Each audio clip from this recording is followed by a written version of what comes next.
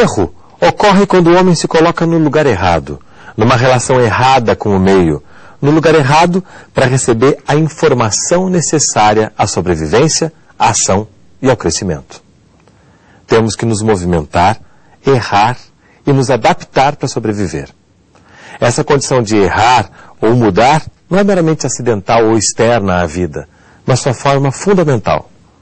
De acordo com essa concepção de vida, o conhecimento é uma busca pela informação correta. Ciências da Vida, de Canguilhem a Foucault, é o livro do Ciência e Letras de hoje, um programa resultado da parceria entre o Canal Saúde e a editora Fiocruz.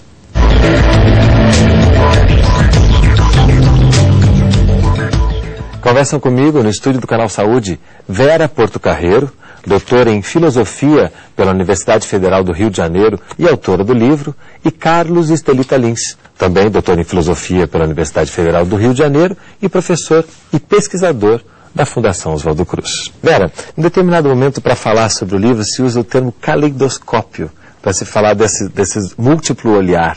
Por que esse termo se aplica especificamente a esse livro?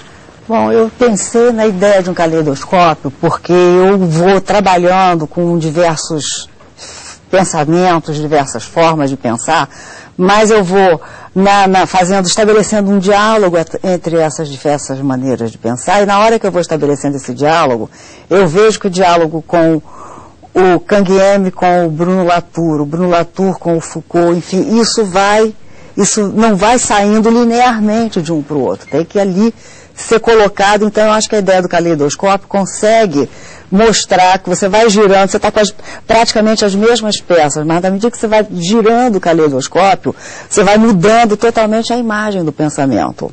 Então por isso que eu achei que era... E isso tem tudo a ver com a vida, né? A vida não é linear, né? A vida também é múltipla, né? Já que as ciências da vida são o foco, né? Isso, então tem a ver com a maneira que a gente tem de pensar a vida. Não só da existência concreta da vida, mas, sobretudo, da maneira de compreender e tratar e até criar a vida. Inclusive, em algum momento também se fala que são autores que raramente são colocados em análise, em diálogo, né? Isso também foi um aspecto que te interessou? Olha, esse aspecto me interessou muito, essa maneira que eu trabalhei. Eu trabalhei assim, primeiro, porque eu vim fazer uma pesquisa de filosofia e história das ciências biomédicas no Brasil e tive a oportunidade, o imenso prazer de lidar com pessoas bastante especializadas em sociologia do conhecimento, em políticas de ciência científica, e com isso eu fui entrando em contato com um universo muito amplo que, de uma maneira produtiva, faz balançar um pouco aquelas noções que você está trazendo. Então, eu comecei a ver que eu precisava abrir bastante o leque para poder ter um diálogo com essas pessoas, e a maneira que eu encontrei foi de colocar pensamentos que eu conhecia, enfim, que eu estava entrando em contato naquele instante também, e então o contato deles, de uns com os outros, me ajudava a eu mesma entrar em contato com as outras possibilidades sociológicas, históricas, filosóficas mesmo, de pensar a ciência e a vida. Em determinado momento, Vera coloca no livro que a filosofia é muito importante para os cientistas, para que eles consigam, muitas vezes, se comunicar, né? Como é que você vê esse diálogo da filosofia com as ciências da vida, né? Como é essa convivência desses saberes? É uma questão absolutamente central, né? Porque a ciência goza de uma autonomia enorme e, de certa maneira, nós estamos voltando ao respeito aos textos antigos, à atitude pensante, às aventuras da razão no Ocidente. Então, a despeito de todo o rumo que as coisas tomaram, cada vez mais o discurso filosófico se afirma e reconquista um lugar importante. É claro que há inflexões, e esse aspecto eu queria retomar o que Vera disse, há inflexões interessantes quando a gente olha para o mundo anglo-saxão, que é eminentemente científico, pragmático e prático, e que faz da sua demarche filosófica algo também ferramenta, utensílio, produto para uso. E a tradição europeia continental, ela de certa maneira ficou não puramente compromissada com isso. Então, quando a gente fala de Canguien e Foucault, e fala sobretudo como Vera teve o gênio aqui de fazer, um capítulo metodológico em que ela está discutindo com um caminho que foi dado em Bruno Latour, por exemplo, tão querido dos anglo-saxões hoje, mas já numa leitura muito pragmática, muito rico encontrar o teu trabalho aqui fazendo Foucault e Canguien dialogar com isso e dialogar com esse momento posterior à obra do Canguien, já do germe, do micróbio, etc. Então, eu diria que há muitas comunicações, entrecruzamentos da filosofia com a ciência e o livro traz uma contribuição grande. Problematização dos conceitos da vida, né? Que assim, para gente que não tem esse hábito de lidar com a filosofia cotidianamente, alguns conceitos parece que são dados, parece que já foram desde o princípio pensados de uma maneira mais uniforme. Mas quando a gente lê o livro, a gente percebe que essa transformação desses conceitos é que é importante nesse estudo, né? Por que problematizar a vida é importante para a gente? Olha, eu coloquei aí em função de uma importância que eu encontro no pensamento desses filósofos aí, como Canguien, Foucault e toda essa rede, inclusive Bruno Latour, e para mostrar, por exemplo, como que essa questão de você tratar no enfoque, colocar em foco a questão da problematização, ela tem, esse foco tem uma função para cada um individualmente e uma função social, no sentido de que certas noções, que a própria noção de vida e a própria noção de ciência, que são noções que, por princípio, nós achamos que já são dadas, assim como você está dizendo, ou seja, que vão sendo trabalhadas, utilizadas de uma forma tranquila, de uma forma calma, passam a ser problematizadas. Elas deixam de ser simplesmente usadas, naturalizadas e passam a ser motivo de pergunta, passam a ser um problema, passam a incomodar, e dali, então, é possível que aquilo se transforme num conceito científico, numa prática política refletida, etc. Daí a importância que eu dou à ideia de problematização. E tem uma questão que me chamou muita atenção, né, que você exemplifica muito bem com o microscópio, por exemplo, né, para mostrar que como os conceitos são importantes para a gente ter acesso ao conhecimento, né, que é um momento que você diz que você, olhando para o microscópio e tendo acesso àquela imagem, aquilo não resulta em conhecimento se você não tiver conceitos e teorias para poder, né, eu acho que isso é importante, né, para que a gente possa entender os resultados práticos desse estudo do conhecimento, né? Eu acho que você toca num ponto essencial, que a vida é um conceito e é um conjunto de práticas que o Ocidente assumiu e que esses autores que Vera estudou tão bem, que nós nos interessamos bastante, estão perseguindo esse ponto. Nesse sentido, talvez o tema vitalismo que organiza a tua segunda parte do livro, precise melhor, né? Não sei se você quer fazer algum comentário.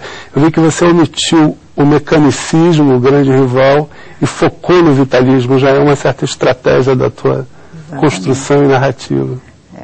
A estratégia se eu estou pensando em vida, é mostrar um modelo do vitalismo, é um modelo para pensar a vida mais difícil de ser aceito hoje, relativamente à importância da neutralidade científica e da vontade que a ciência tem de se afirmar como conhecedora da vida, como algo que não escapa à possibilidade dos seus conhecimentos. O vitalismo não. O vitalismo vem dizer que tem sempre uma coisinha não explicável científica. Tem sempre um a mais ali que escapa à lei.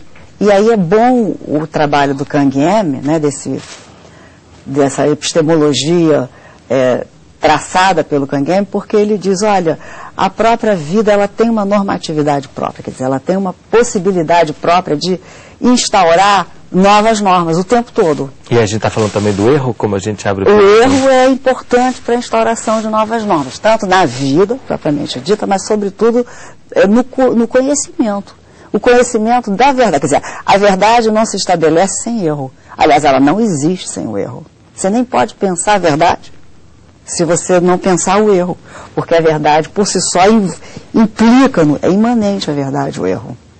Até logicamente falando. E a vida e o erro também são... E a vida e o erro também. São praticamente... O erro, inclusive, genético. Se você quiser falar em ciências biomédicas, que é o espectro aqui do livro, até em genética. Quer dizer, o que é um erro em genética? É uma falta de informação daqueles códigos genéticos. Essa falta de informação, como que ela pode ser um erro? É um erro lógico? Não pode ser. É um erro o quê? É a não repetição exata daquilo que, por exemplo, um pai poderia passar para um filho. Então, o erro aí, ele não é algo simplesmente diferente da verdade no campo lógico. Ele penetra em outros lugares. Determina transformações. Até rupturas. E o erro, ele tem vitalidade, ele tem força. Ele não é necessariamente sinônimo, por exemplo, de ruído em comunicação ou de defeito em máquina. Tem um aforismo belíssimo do Kangen que é: não existe patologia da máquina, não existe doença da máquina. Então o erro é alguma coisa que está ligado à vida, né? E isso fascina muito quando a gente lê esses autores, né? O teu livro traz isso de uma maneira muito forte, você observou agudamente. Ok, então no próximo bloco a gente vai falar mais sobre Foucault, a arqueologia, a genealogia do Foucault, trazendo para a discussão a sociedade, a política e as ciências da vida. Não sai daí, a gente volta já.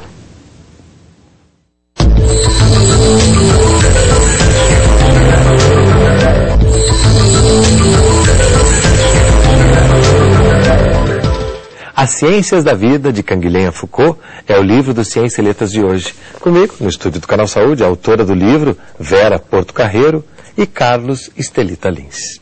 Vamos trazer agora o Foucault para a nossa discussão. O Foucault traz discussões políticas, mostrando, por exemplo, já que a gente está falando aqui de conhecimento, que saber e poder se relacionam de uma forma muito íntima. Isso, é bom você colocar assim, né? Quer dizer, saber e poder se relacionar de uma forma que ele chama de imanência, essa intimidade que você está dizendo, quer dizer, um não tem uma existência separada do outro. Não quer dizer que a gente possa confundir uma coisa com a outra, mas são duas coisas que eu não posso pensar em política sem o saber, porque política gera saber, e o saber gera poder e poder político.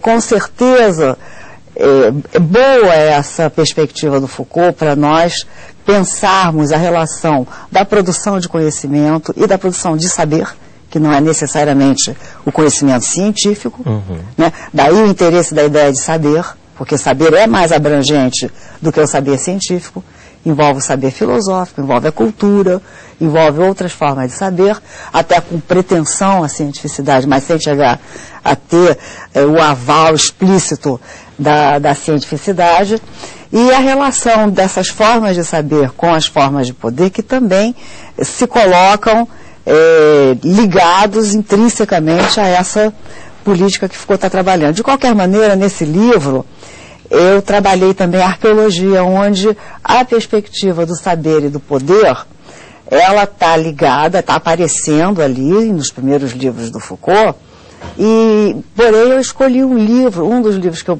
foquei muito, que eu tive que trabalhar profundamente, é As Palavras e as Coisas, que é o único livro do Foucault onde você não funciona com essa relação de intimidade, de imanência entre saber e poder. É o único livro dele onde você tem o saber isolado e aprofundado. É anterior às outras reflexões. Anterior às outras reflexões. Você tem a História da Loucura, que é um livro muito conhecido. Você tem O Nascimento da Clínica, um pouquinho menos conhecido. Aqui você ainda encontra relações entre saber e poder, entre saber e a sociedade, entre saber e as instituições onde esse saber se exerce, mas nem As Palavras e as Coisas, o Foucault, é o único livro dele que ele se volta inteiramente para o saber. Como é que vocês veriam isso hoje? Como que as nossas ciências hoje, elas estão lidando com esses conceitos que a gente vem falando aqui ao longo do programa, com verdade, por exemplo, com saber e com poder?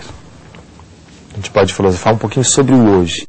Eu acho que esse tema é muito atual, né? Ele é bastante contemporâneo, daí inclusive o grande interesse pelo Foucault na contemporaneidade. Agora, na minha maneira de entender, o que interessa muito aí é essa possibilidade que uma reflexão, conforme essa reflexão apresentada pelos filósofos que eu estudei, elas permitem a gente traçar um bom diagnóstico do presente. Então, eu acho que a maior capacidade de atualidade, né, o maior potencial da atualidade dessas obras é a relação que isso fornece para nós, no nosso pensamento, de poder olhar para o nosso presente e, utilizando um pensamento crítico, criticar o nosso presente. Né? Criticar no sentido de fazer uma reflexão inovadora, uma reflexão criadora, sempre aberta para novas possibilidades de vida individual e de vida social, de vida política, da vida do conhecimento. Quer dizer, então, só aí eu acho que aparece uma atualidade muito forte, né? Um hoje muito grande. Há muitas leituras, e algumas leituras, eu diria assim, felizes, outras talvez mais superficiais, mas são autores que marcam muito o território da saúde coletiva, as reflexões de Social Studies of Science, os estudos a partir do Latour, Calon, e o Foucault está por trás disso tudo. Então, muitas vezes a gente começa a receber via anglo-saxões os autores, as leituras dos franceses, e é preciso voltar a eles, voltar ao estruturalismo e pós-estruturalismo. E talvez ler com toda a malevolência, como diria Deleuze, com toda a má vontade necessária para fazer o texto trabalhar nas questões atuais. Foucault tem essa vocação de uma maneira muito forte. Então não adianta a gente associar o Foucault simplesmente a uma luta no contexto da loucura ou das prisões, duas questões importantíssimas no Brasil atual e no Ocidente moderno. Não adianta também plugar o Foucault numa certa militância em torno da AIDS, do homoerotismo, porque não só ele pretendia ultrapassar isso na política de minoria, na ideia de lutas pela diferença, como a versão americana do politicamente correto é uma diluição desse movimento. Então, eu acho que o Brasil está em posição de dizer alguma coisa sobre isso, inclusive a Fiocruz em posição e com tarefa de pensar a saúde a partir desses autores. E de produzir conhecimento, de produzir obras que possam também ser referências, porque você sempre cita essas referências, né, esses autores. Nesse sentido, a gente tem uma produção já consistente, brasileira, né, que esse livro já demonstra, mas a gente pode dizer que isso está começando a se disseminar? Né, pensamento próprio? Como ela é autora, vai ficar inibida, deixa eu falar. É uma produção consistente esse trabalho, e ele é tributário de muita coisa. Inclusive nós pertencemos a um grupo, o professor Roberto Machado, que foi amigo do Foucault, foi um dos pioneiros em Foucault no mundo. É uma produção robusta nesse sentido e gerou vários centros de pesquisa, etc. Não só nós somos tributários, como outros parceiros, etc. Então é importante perceber isso. Ao mesmo tempo perceber que nós perdemos talvez uma década e meia em relação a essa tradição americana que passa a se apropriar dos franceses desse tipo de polêmica de uma certa maneira nas humanidades. Estamos inclusive numa posição interessante, porque na saúde Foucault e Canguien, que são autores que sempre dialogaram com a saúde, estão muito bem posicionados aqui, quer dizer, respeitados, dentro de polêmicas, temos uma produção. Eu acho que falta difundir mais essa produção e talvez brigar mais com os anglo-saxões. Vamos ver aqui os livros que você trouxe para a gente, Carlos. O Pós-Moderno Explicado às Crianças? Isso. Que realmente é um livro de cabeceira, está nos últimos meses na minha cabeceira. Primeiro porque para os alunos, assim, eu tenho insistido que pós-moderno é uma palavra da moda, mas que diz muito pouco se a gente não compreender o panorama E essa é uma tentativa do autor de se explicar face aos mal-entendidos, né? É um pouco uma leitura teórica, mas é de cabeceira. E temos Sophie Calle aqui também, né? Recomendo a todos a exposição que está no MAN, que deve circular pelo Brasil. Ela já veio de São Paulo e da Bahia. Veio de São Paulo e da Bahia, olha aí. Que é Cuide de Você, né? Cuide de Você. Me tocou muito porque eu me separei recentemente e ela tematiza exatamente a separação. Então é uma frase de despedida, uma frase vazia, uma frase usual, trivial, que ela faz trabalhar no sentido da arte, do pensamento. É muito interessante. É muito instigante, né? Acho que todos nós os identificamos. Né? Se cuida, né? Tchau, se cuida. E Vera trouxe pra gente? Eu trouxe... Também olhei a minha cabeceira. Eu trouxe um livro de... Esse eu estou lendo até que a minha cabeceira tem um livro sempre antigo, há muitos anos tem o outro, e um livro novo. Esse é mais ou menos novo, né? Do Pierre Hadot, é um... Não esqueça de viver. Ele é um historiador da filosofia, muito sério, muito bom, e esse livro é maravilhoso, porque o Não Esqueça de Viver é um princípio antigo, da filosofia antiga, da antiguidade greco-romana, e que foca justamente no presente.